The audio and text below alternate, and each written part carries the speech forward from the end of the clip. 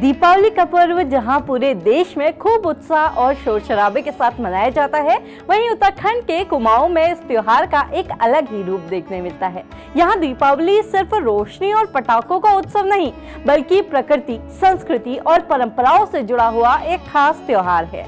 इस वीडियो में हम आपको कुमाऊं में सेलिब्रेट की जाने वाली दीपावली की उन खास और अनोखी परंपराओं से रूबरू करवाएंगे जो समय के साथ धुंधली पड़ती जा रही हैं। नमस्कार, मैं हूं रक्षिता और आप देख रहे हैं खबर उत्तराखंड। जैसा कि हम जानते हैं कि उत्तराखंड कृषि पर निर्भर राज्य है, लेकिन क्या आपको पता है कि यहाँ फसलें सिर्फ भोजन का स्रोत नहीं होती, बल्कि ये फसलें यहाँ पर्वों और परंपराओं का हिस्सा भी होती हैं। फिर चाहे वो रोशनी का त्योहार दीपावली ही क्यों न हो। फसलों के दीपावली में रोल को दिखाने से पहले चलिए आपको थोड़ा सा फ्लैशबैक में लेकर चलते हैं और आपको कुमाऊं में दीपावली की तैयारियों की परंपरागत झलकियों से रूबरू करवाते हैं। उत्तराखंड शुरू से ही धन धान्य के दृष्टिकोण से काफी पीछे रहा है।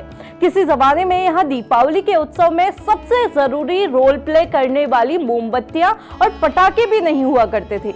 बड़े बुजुर्गों की माने तो यहाँ दिए जलाने के लिए कपास की रुई तक नहीं थी और अलबत्ता लोग नए खद्दर का कपड़ा लाते थे और उसकी कतरनों को बांटकर दीपक की बत्तियां बनाते थे। तो क्या आप इमेजिन कर सकते हैं कि आखिर उस वक्त दीपावली कैसे मनाई जाती होगी। उस दौर में दीपावली की शुरुआत होती थी बरसात के बाद की साफ सफाई से। लोग अपने घरों को साफ करते और उन्हें परंपरागत तरीके से सजाते। उस जमाने में घरों में पेंट करने के लिए आजकल की तरह एक्रेलिक पेंट नहीं हुआ करते थे, तो लोग दूर दराज में मिलने वाली सफेद मिट्टी, जिसे कमेट कहा जाता है, उससे दीवारों पर बाबीले के झाड़ू की मदद से रंगते थे। इसे घरों को छीटना कहा जाता और जो घरों की पाल होती उसे गोबर युक्त लाल मिट्टी से हर रोज लीपने का रिवाज कुमाऊं में पहले से ही था। इसके अलावा घरों की देहलियों को लाल मिट्टी से पोता जाता और चावल के बिस्वार से वसुधाराएं बनाई जाती। कई अलग अलग तरह की चौकियां भी ऐसे ही तैयार की जाती।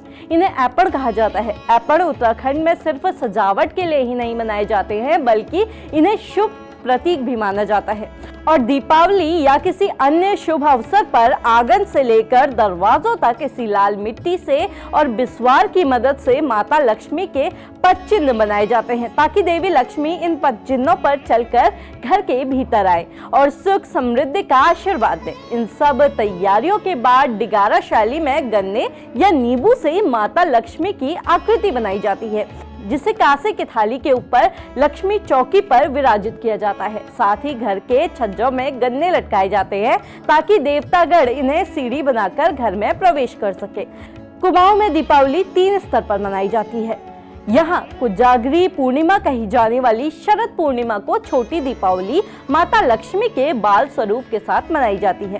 कोजागरी पूर्णिमा से बूढ़ी दीपावली यानी हरिबोधन एकादशी तक घरों के बाहर पितरों के लिए आकाश दीप जलाया जाता है और बूढ़ी दिवाली के दिन ऐपण में माता लक्ष्मी के साथ भगवान विष्णु के चरण भी बनाए जाते हैं, क्योंकि तब भगवान विष्णु अपनी निद्रा से जागे थे। अब बात करते हैं दीपावली पर मनाई जाने वाली चूड़ा बग्वाल परंपरा की। दीपावली के दौरान कुमाऊं में द्वितीया बग्वाल यानी कि चूड़ा बग्वाल मनाई जाती है, जिसमें इस दौरान पककर तैयार होने वाले नए धान को धनतेरस के 8 दिन पहले भिगाया जाता है। धनतेरस के अगले दिन उसे ऊखल में कूट कर सुखाया जाता है। दीपावली के दिन उसे ब्योली यानी कि महालक्ष्मी के साथ रखा जाता है।